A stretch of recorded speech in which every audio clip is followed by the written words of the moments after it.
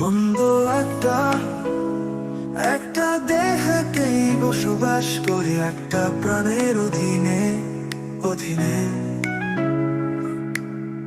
একজনকেই আমার ভালো লেগেছে, আমি একজনকেই ভালোবেসেছি।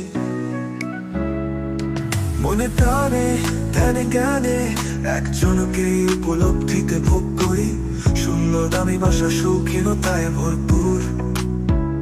সেটা ভাড়ার বিনিময়ে বসবাসের উপভোগ্য, নিজস্ব সত্ত্বাধিকার নেই, সত্ত্বাধিকার থাকেও না। মন্দ একটা একটা দেহেতেই বসবাস করে একটা প্রাণের অধীনে একজনকেই আমার ভালো লেগেছে, আমি একজনকেই ভালোবেসেছি।